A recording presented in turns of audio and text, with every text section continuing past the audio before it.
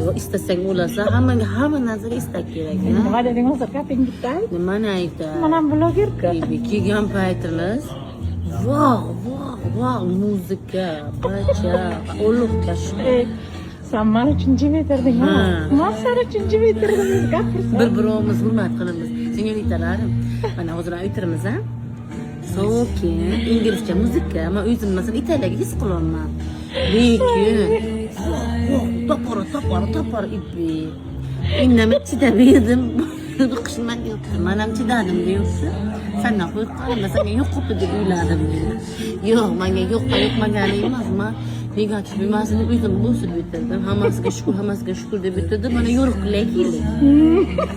Demak, Sen menga chidagansan, men senga chidaganmanmi? Demak, qissadan hissa sabr. Sabr degan mana shu. Sabr qilib o'tirasiz, yo'riqlarga erishasiz.